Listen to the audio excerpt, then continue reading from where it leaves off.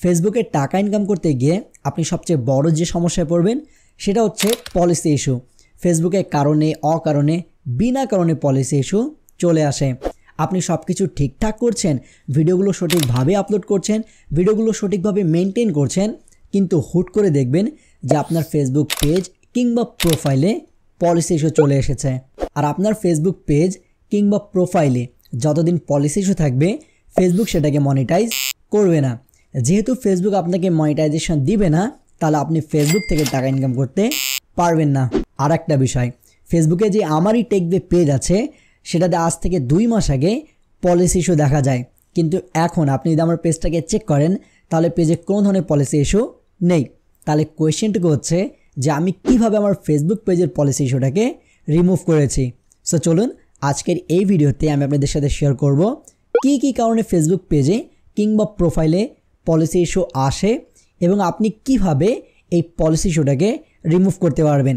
সাথে আপনাকে এটাও বলবো যে আমি কিভাবে ফেসবুক পেজে পলিসি ইস্যুটাকে রিমুভ করেছি।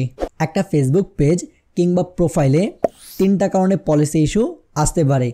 প্রথম কারণটা হচ্ছে নিউ পেজ। আপনি যখন ফেসবুকে নতুন পেজ ক্রিয়েট করবেন অথবা একেবারে নতুন অ্যাকাউন্ট ক্রিয়েট করবেন, তখন কিন্তু ওই ফেসবুক অ্যাকাউন্ট কিংবা পেজে এক ধরনের পলিসি ইস্যু দেখা যায়। সেই পলিসি ইস্যুটা আপনার 30 দিন পর কিন্তু নিজে উঠে যাবে। আপনি যদি আপনার রেগুলার কন্টেন্টগুলোকে মেক করেন, ভিডিওগুলোকে রেগুলার আপলোড করেন, রেগুলার পোস্ট করেন, তাহলে কিন্তু 30 দিন পর ওই যে পলিসি ইস্যুটা আছে সেটা কিন্তু উঠে যাবে। ফেসবুকে পলিসি ইস্যু আসার 2 নম্বর কারণটুকু হচ্ছে কপি কন্টেন্ট। আপনি যদি আপনার ফেসবুক পেজ কিংবা প্রোফাইলে অন্যের কন্টেন্ট আপলোড করেন বা আপনার কন্টেন্টের মাঝে মাঝে অন্যের কন্টেন্ট ব্যবহার করেন, তাহলে কিন্তু আপনার ফেসবুক পেজ কিংবা প্রোফাইলে পলিসি ইস্যু দেখা দিবে। হতে পারে আপনি অন্যের ভিডিও ইউজ করেছেন কিংবা অন্যের মিউজিক ইউজ করেছেন। এমনও হতে পারে যে আপনি তার ভিডিওর সম্পূর্ণ অংশটা ইউজ করেন নাই, সামান্যটুকু অংশ ইউজ করেছেন, কিংবা মিউজিকের বেলাও সেম, আপনি তার সম্পূর্ণ মিউজিকটা ইউজ করলেন না, আপনি অন্যের কোনো একটা মিউজিক থেকে সামান্য একটা পার্ট আপনার ভিডিওতে ইউজ করলেন।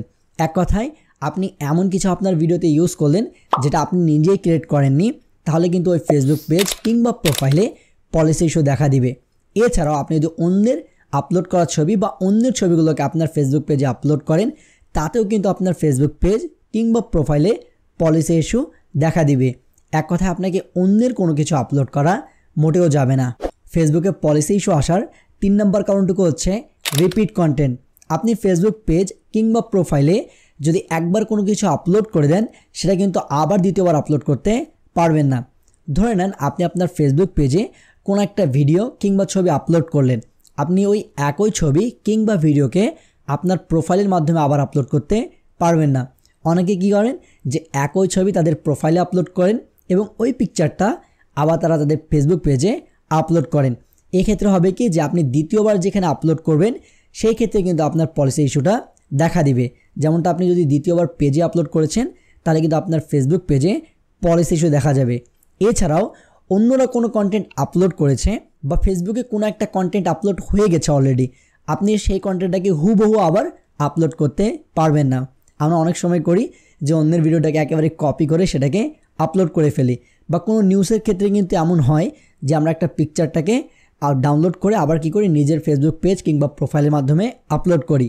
আপনি যদি সরাসরি সেটাকে ডাউনলোড করে আপনার ফেসবুক পেজ কিংবা প্রোফাইলের মাধ্যমে শেয়ার করেন বা আপলোড করেন আবার, তাহলে কিন্তু আপনার ফেসবুক পেজ কিংবা প্রোফাইলে পলিসি ইস্যু দেখা দিবে।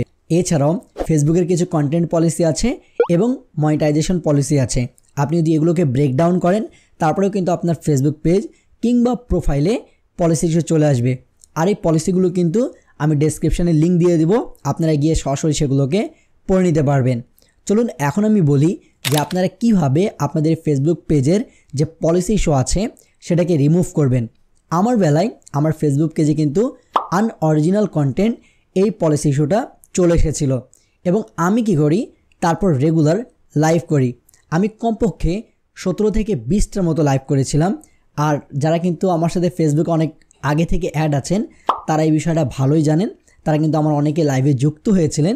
সো আমি কিন্তু অনেকগুলো ফেসবুকে লাইভ করি এবং কয়েকবার কিন্তু রিভিউতে দেই, তারপর দেখা যায় যে আমার ফেসবুক পেজটা কিন্তু নিজেই ঠিক হয়ে যায়। কিন্তু এখন আমি আপনাদেরকে বলি যে আপনারা একেবারে শুরু থেকে কিভাবে স্টেপগুলো নেবেন বা কি স্টেপ নিলে আপনার ফেসবুক পেজের পলিসি ইস্যুটা খুব দ্রুত রিমুভ হয়ে যাবে। আপনি যখনই দেখবেন যে আপনার ফেসবুক পেজে পলিসি ইস্যু এসেছে, তারপরে সেটাকে ভালো করে চেক করবেন যে ফেসবুক কী ধরনের পলিসি ইস্যু দিয়েছে। হতে পারে সেটা লিমিটেড অফ অরিজিনাল কন্টেন্ট বা আনঅরিজিনাল কন্টেন্ট বা আদার্স কোনো পলিসি ইস্যু এসেছে কিনা। যদি কন্টেন্ট রিলেটেড কোনো পলিসি ইস্যু থাকে তাহলে আপনাকে সর্বপ্রথম যে কাজটা করতে হবে, সম্পূর্ণ কন্টেন্টটা আপনার চেক করতে হবে এবং ভালো করে মনে করতে হবে যে আপনার কোন কোন ভিডিওতে আপনি অন্যের কোনো কিছু ইউজ করেছেন। কোনো ধরনের মিউজিক হতে পারে, কোনো ধরনের ভিডিও হতে পারে, কোনো ধরনের পিকচার হতে পারে। যদি এই টাইপের কোনো কিছু আপনি অন্যের ইউজ করে থাকেন তাহলে আপনাকে সর্বপ্রথম ওই কন্টেন্টগুলোকে ডিলিট করে দিতে হবে। দেন একবার আপনি আপনার চ্যানেলটা যদি চেক করে ফেলেন, তারপরে কিন্তু আপনাকে কতগুলো লাইভ করতে হবে। অনেকেই কী করে, ভিডিও যখনই দেখে যে তাদের ফেসবুক পেজে অথবা প্রোফাইলে পলিসি ইস্যু এসেছে, তারা কি করে রিকোয়েস্ট রিভিউতে ক্লিক করে দেয়। অবশ্যই এই ভুলটা কোনোদিনও করবেন না। আপনি কিন্তু সাথে সাথে কোনোদিনও রিকোয়েস্ট রিভিউতে ক্লিক করবেন না। আপনার সর্বপ্রথম কাজটাই হবে আপনার সম্পূর্ণ পেজটাকে চেক করা। একবার চেক হয়ে গেলে যে ভিডিওগুলোতে সমস্যা মনে হচ্ছে এই ভিডিওগুলোকে ডিলিট করে দেবেন। তারপর অবশ্যই রেগুলার লাইভ করবেন এবং চেষ্টা করবেন যে ফেসবুকে আপনার ফেস দেখে লাইভ করার। ফেসবুক যখন আপনাকে বলে যে আপনার পেজটাতে লিমিটেড অফ অরিজিনাল কন্টেন্ট বা আনঅরিজিনাল কন্টেন্ট রয়েছে, এর অর্থ হচ্ছে ফেসবুক বলতে যাচ্ছে আপনার পেজে এমন কিছু আপনি আপলোড করেছেন যেটা আপনি তৈরি করেননি। সো ফেসবুককে এখন বোঝাতে হবে যে না, আমার এই পেজটাতে আমি সব কিছু নিজেই তৈরি করেছি।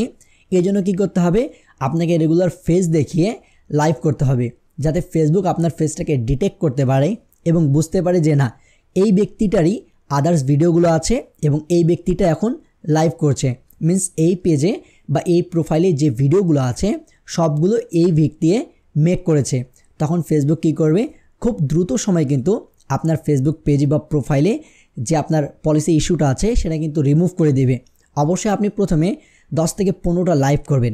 আপনি কত সময় ধরে লাইভ করবেন এটা আপনার উপরে ডিপেন্ড করে, তবে আপনাকে বলবো যে কমপক্ষে 15 থেকে 20 মিনিট করে লাইভ করেন।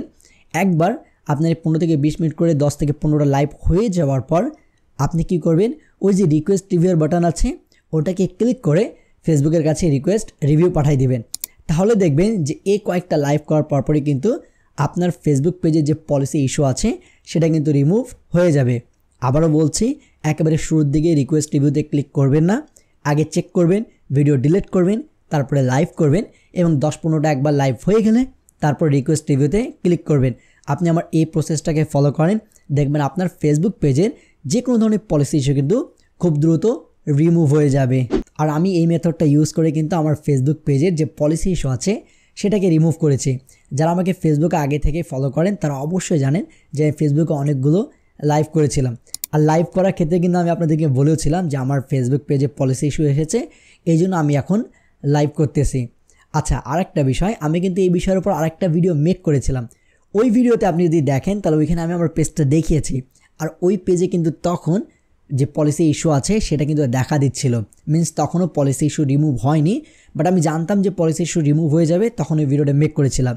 এখন আমি কিন্তু প্রমাণ সহকারে আপনাদেরকে বলতে পারি, যেহেতু আমি আমার নিজেরই ফেসবুক পেজের পলিসি ইস্যুটাকে রিমুভ করেছি, তাহলে আমি এই বিষয়টা জানি যে আপনারা কীভাবে ফেসবুকে পলিসি ইস্যুটাকে রিমুভ করবেন। আপনি আমার মেথডটা ইউজ করেন, অবশ্যই আপনার ফেসবুক পেজে যে পলিসি ইস্যু আছে সেটা কিন্তু খুব দ্রুত চলে যাবে। সো এই ছিল আমাদের গুরুত্বপূর্ণ ভিডিও।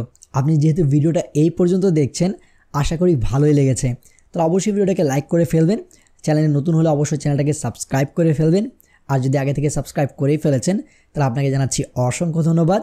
এর পরবর্তীতে আপনারা কমেন্ট করে জানাতে পারেন যে কোন বিষয়ে আপনারা ভিডিও চান।